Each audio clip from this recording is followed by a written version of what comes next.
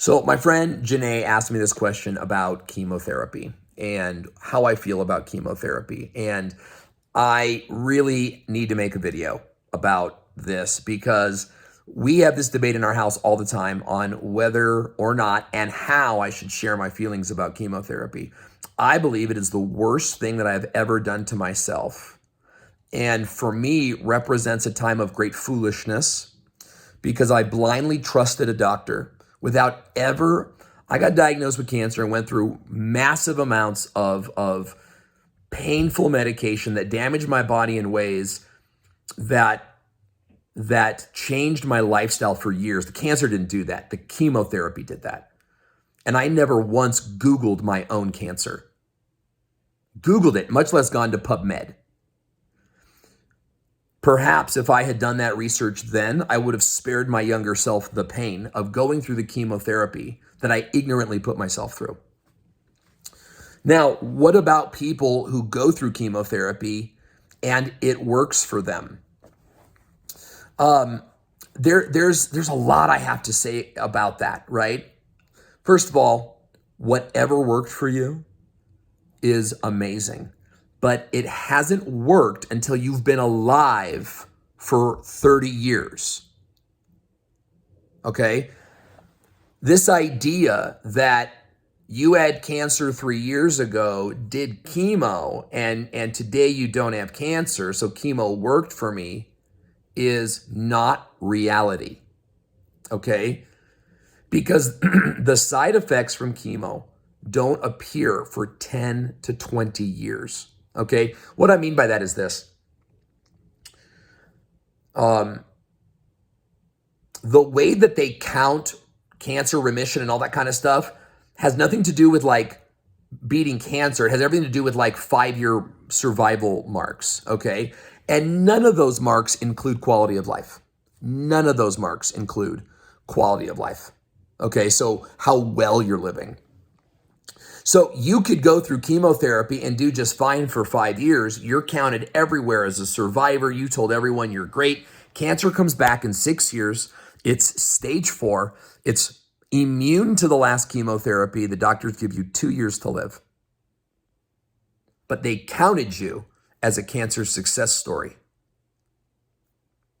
Okay? So I know a lot of people who are living in this sort of dream world of I had cancer 3 years ago, but I did chemo and I'm through it now. And it's just like, okay, your chemotherapy doesn't work that way, right? Like chemotherapy didn't kind of like get rid of your cancer roots, the cause. It only sort of like the actual physical tumor in your body, it kind of like shaved it down a little bit, like took them down to manageable levels. Your tumor shrunk a little bit, right? But it's not like they were uprooted. Your body created that tumor and you poured some poison on it, right? To get rid of it, but it's still got what's called cancer stem cells and circulating tumor cells. Now, chemotherapy can make these things go dormant, but by their nature, chemotherapy only targets the quickly reproducing genes while they're reproducing. So when these cells go dormant, and that's exactly what they do, the cancer cells sense a threat, they go dormant, they stop duplicating, and they just fall asleep. And you get a scan and your doctors go, your tumors are shrinking. Now what happens? A couple years go by. They realize there's no more chemotherapy here. They're now stronger than ever. They've been spreading around your body this whole time. You have no side effects. People find stage 4 cancer when they go in for random screenings or when the pain, they've already gotten so big that the pain is too much to bear. That's where I found mine. And it's too late at that point, is what they tell you. Because your cancer is now immune to the chemotherapy. So like, if you don't change your metabolic lifestyle, it's my belief largely that your cancer will come back, and it will come back in a way that's devastating to you, and you won't have the skills or the knowledge to beat it, and you'll have to start over at that point. You have to go, I remember the Owen guy did some vegan thing. You know what I mean? And that's where I feel like I was at. Like, I got cancer the first time. I did everything the medical way, and I never once Googled or researched any of it.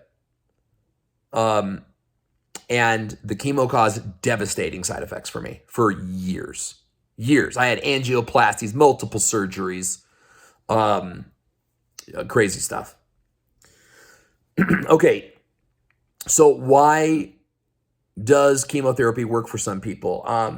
The other part of that is there have been numerous studies that show that chemotherapy caused like appetite suppression, and the appetite suppression / fasting is what actually shrunk the tumors, not the chemotherapy. And this is the reality of my life, right? This is where I was at. Fasting has been proven over and over again to be the number one way to shrink tumors. For me, but also you meet people fasting. Oh, yeah, I fasted my tumors. You know what I mean? Like, you meet people in the community. They don't have a paper that you can post. You know, you want to post your studies. You know what I mean? Post the study to that. And it's like, what do you mean study? This is Bill. He lives right over there. You know what I mean? He did it. Even if you gave people studies, they wouldn't read them. If they're committed to the medical system and they don't think they can learn anything from you, it's like those two things, like privately in their minds, they're like, there's nothing Owen can teach me. Then they're not going to read it. They'll go, oh, thank you. You know? So fasting is super effective. Chemotherapy causes you not to eat. And so is it really the chemotherapy, or is it the fasting that's causing your tumors to shrink? I think that's something else that's really, really important to look at. And then the last thing I'm going to say is quality of life, right? Did cancer really save your life if you now have all these ancillary side effects? If you're vomiting every single day, if you're addicted, not addicted, but like